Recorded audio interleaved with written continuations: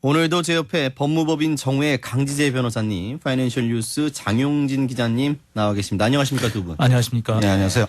날이 많이 풀렸어요. 다시 춥습니까? 어떻게 되죠? 추웠다가 다시 또 풀리는 그런 것 거죠, 같은데. 지금. 네. 이게 이제 꽃샘추위라는 거죠, 이른바. 뭐 이렇게 꽃샘추위가 몇 번 왔다가 이제 정말 봄이 오지 않을까 하는 생각이 듭니다. 예. 네.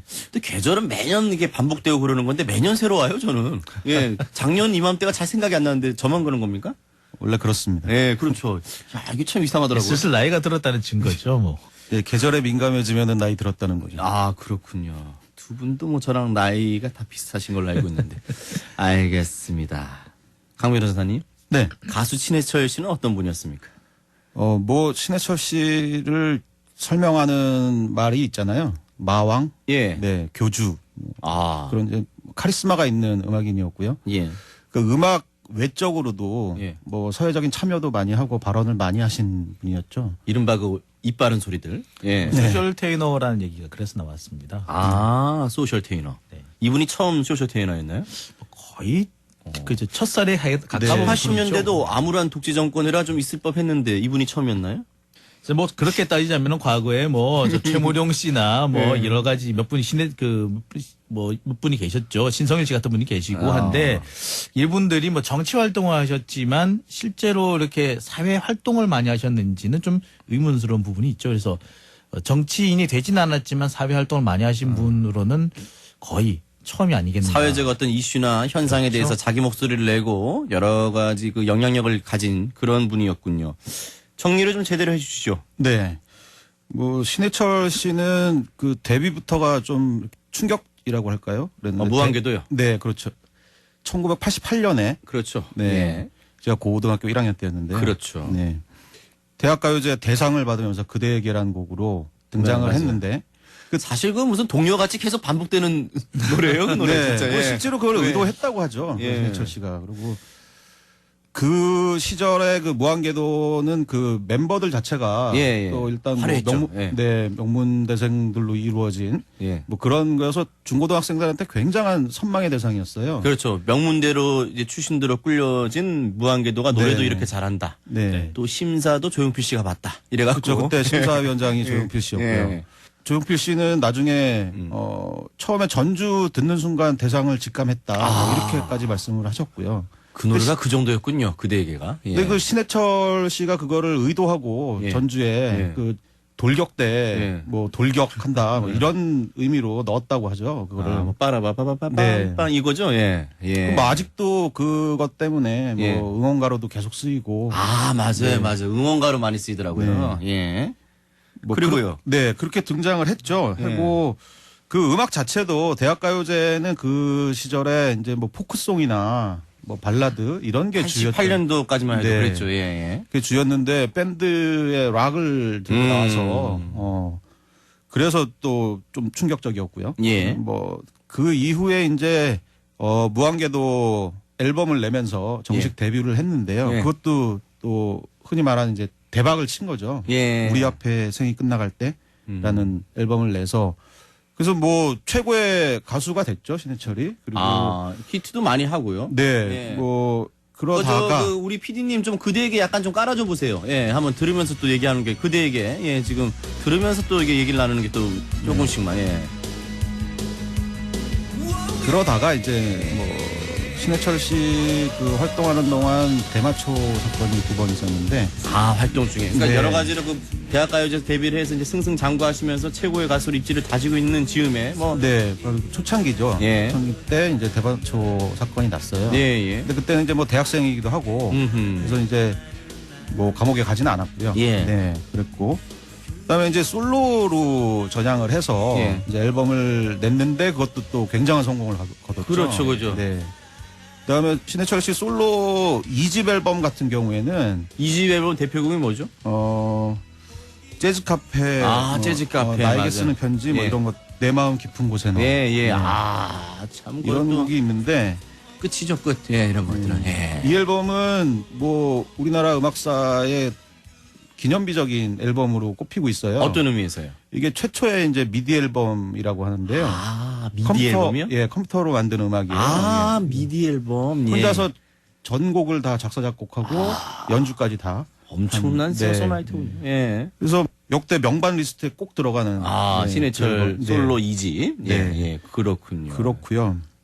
뭐 그 이후에는 이제 뭐 넥스트 결성하고 그렇죠, 그렇죠. 뭐 영국 유학을 또 가셔가지고 또 영국 음악들을 접하고 그 예. 뭐 대단하신 분들이랑 유명한 아침에 우유 한 잔 그 노래는 뭐죠? 그거 뭐 엄청나게 불렀잖아요. 우리 아침에 맨날.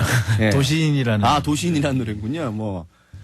뭐 그랬고요. 그래서 갔다 오신 다음에 다시 또 뭐 솔로 활동도 하고 넥스트 재결성을 하고 예. 뭐 음악 활동 계속 하시다가 이제는 뭐 노무현 대통령 전 대통령의 예. 그 당선에 굉장한 활동을 또, 많이 예. 했고요. 공개적으로 지지 선언을 네. 하면서 뭐 그 전에도 많은 또 사회 활동을 하셨는데. 네. TV 찬조 연설까지 다셨죠. 예. 네. 아, 그 정도였습니까? 그 뭐 대표적인 친노 연예인이라고 하는 그 네. 문성근 씨가 네. 이런 말씀을 했어요.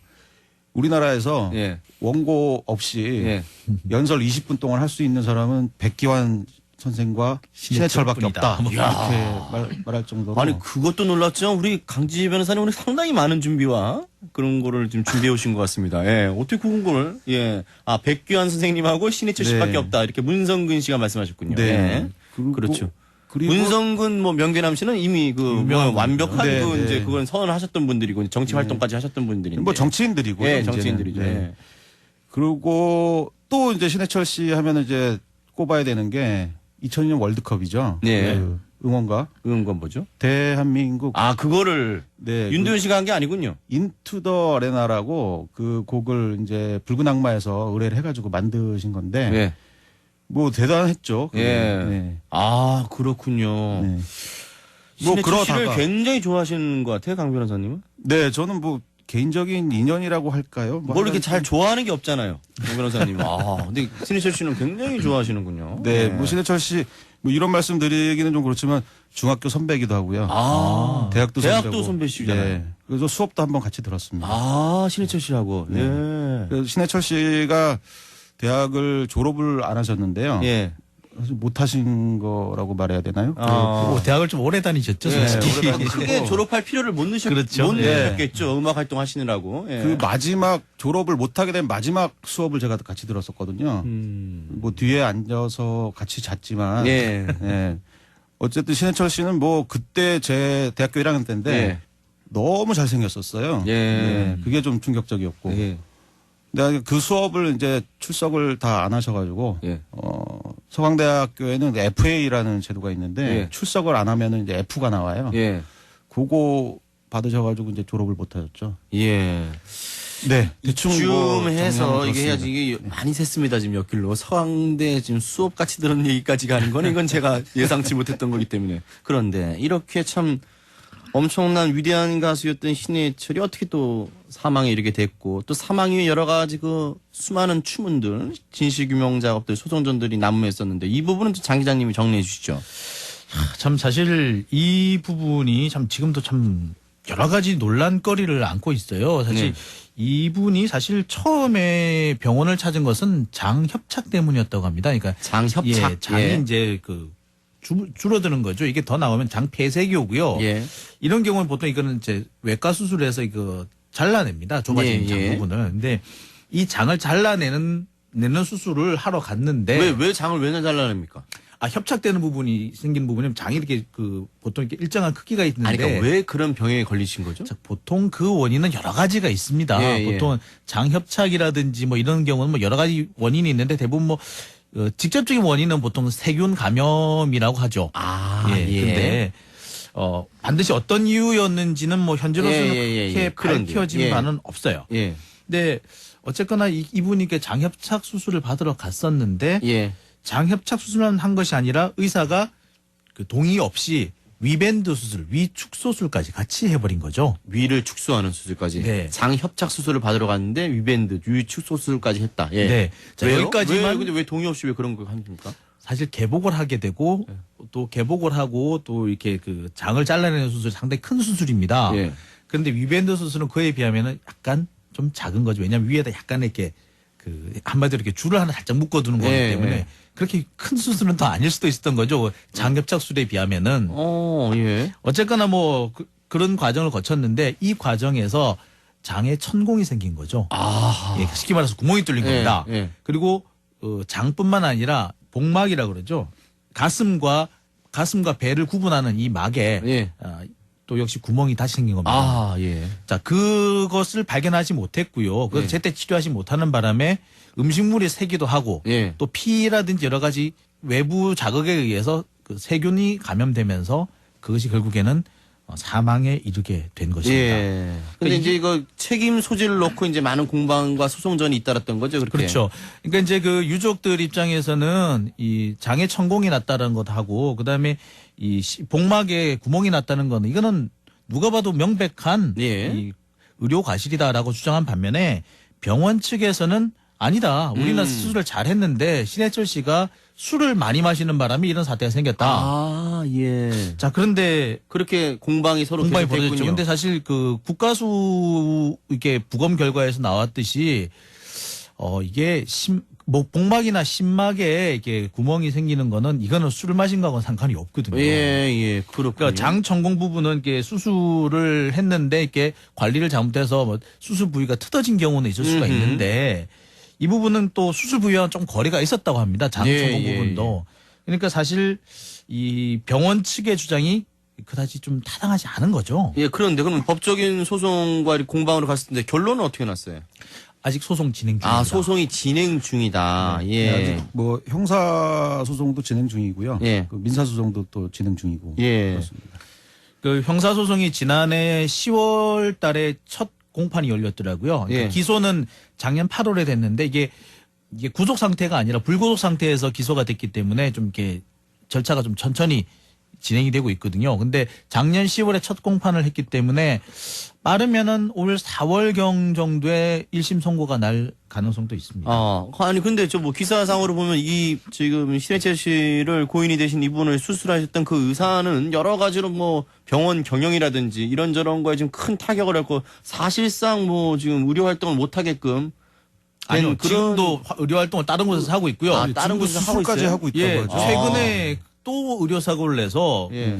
외국인 또 관광객이 의료 사고를 내서 기사로 난 거군요. 네, 네. 의료 관광객이 사망한 일도 하나 있었습니다. 아, 그래? 아니 또 무슨 누가 어떤 분이 사망했다고요? 네, 그렇습니다. 아. 지금 뭐 강동구 어디에서 뭐 병원을 또 여신 모양인데 어허. 거기서도 의료 사고가 생겨서 환자가 사망했죠. 그렇군요. 예. 어찌됐건 이거 신해철 씨 관련 소송은 진행 중이고. 그런데 왜 이른바 신해철법이라고 하는 것이 국회에서 왜 제정될 움직임이 있었고 지금 뭐 국회 상임위까지 통과된 상황인데 이건 어떤 유관성이 있는 겁니까? 왜 신해철법이라고 불리는 거고? 네, 일단 원래는 이 법이 그 예강이법이라고 불렸죠, 원래. 예, 예. 근데 이제 신해철 씨가 사망하면서 그 신해철 씨 유족들도 굉장히 이 법에 대해서 관심을 갖고 개정 노력을 하고 그래서 뭐 어떻게 예강이는 근데 누구예요? 예강이는 그때 그러니까 응급실에서 예. 조치를 받다가 이제 사망한 아이인데요. 예. 뭐 비슷한 경우죠. 그러니까 의료사고로 사망했다 예, 이렇게 예. 주장되는 예. 네, 그런 건데 이게 의료 분쟁 조정법이 이제 언제부터 생겼냐면 그러니까 이게 의료 사고 피해를 이제 구제하고 의료 분쟁을 조정하는 그런 거에 네. 대한 개정안이죠. 네, 아까 네. 예강이나 신해철 씨 이런 네. 분들을 더 계기로 해서 탄력을 받은 거고. 네, 이게 근데 2012년도에 예. 시행이 됐는데요. 예. 근데 이게 뭐냐면은 한국 의료 분쟁 조정 중재원이라는 데가 있어요. 예. 거기서 이제 조정 신청을 하게 되면 예. 이제 조정이 개시되고 뭐 이제 조정을 하는 거죠. 조정이라는 거는 이제 소송을 통하지 않고 당사자 간에 이제 합의를 통해서 이제 결론을 내는 거잖아요. 그렇죠. 지금 의료 사고 많이 나기 때문에 굉장히 중요한 법 같습니다. 네. 예, 네. 예. 그래서 피해자 구제를 위해서 예. 이렇게 만들어진 건데 이게 문제가 좀 있었어요. 어떤 문제요? 피해 구제 신청을 해도 예. 그 병원이나 의사 쪽에서 동의를 하지 않으면 이 조정이 개시가 안 되는 겁니다. 아, 시작조차 못하는. 네. 예, 예. 근데 이게 뭐 그럴 수밖에 없는 게 어차피 양 당사자의 동의에 의해서 하는 게 조정이기 때문에 그 뭐 제도의 본질이라고까지는 말하기는 좀 그렇지만 동의가 있어야 되거든요. 예. 근데 그 동의를 대부분 안 해서 이 조정 개시율이 뭐 42% 3% 그 정도밖에 안 된다는 거예요. 그러니까 예. 뭐 반 이상은 조정 개시가 안 된다는 거죠. 근데 이 개정안을 통해서 이런 게 고쳐졌나요? 그렇죠. 예. 네. 그래서 사망이나 뭐 중증 상해의 경우에는 의사나 병원이 그러니까 동의하지 않아도 그냥 강제로 조정이 개시되게 예. 그렇게 개정을 한 거죠. 강제 조정 개시. 네. 예, 예. 그렇고 또 하나 이제 또 어떤 중요한 내용? 예. 네, 중요한 게 이 조정 개시 강제로 조정 개시하면서 병원에 조사를 하러 이제 이 분쟁 조정원 뭐 조사관들이 갈 수 있게 강제로 예. 그렇게 그런 조항이 들어갔어요. 그래서 뭐 출입을 하고 그 조사를 할 수 있도록 그 열람 기록들을 열람하고 복사하고 음흠. 그렇게 할 수 있는 게 근데 사실 이거는 뭐 이것도 또 뭐 논란이 많은데요. 예. 이게 뭐 영장주의 위배다. 영장주의 네, 위배다. 강제로 뭔가를 해야 되는 거잖아요. 네. 그러니까 뭐 그런 의사 측에서 어쨌든 그런, 피해자나 우리 환자들 입장에서는 참 좋은 거고. 네, 그렇죠. 예, 예. 네. 그래서 이제 만들어진 거죠. 예, 그렇게 두 개가 지금 중요한 국회 상임위를 네. 통과한 개정안의 핵심 골자 네, 내용이군요. 네, 그렇습니다. 그런데 당연히 지금 뭐 의료진들, 의사나 병원들은 좀 반발이 심할 것 같아요.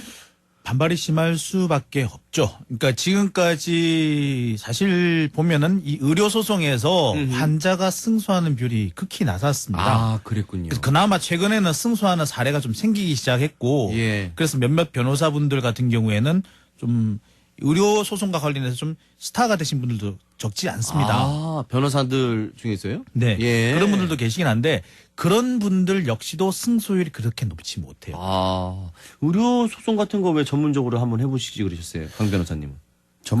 그건 일단 뭐 의료 지식이 많으신 아, 분들, 의료 의사 지식이 출신이나 많은. 이런 분들이 좀 전문적으로 하시는데요. 네.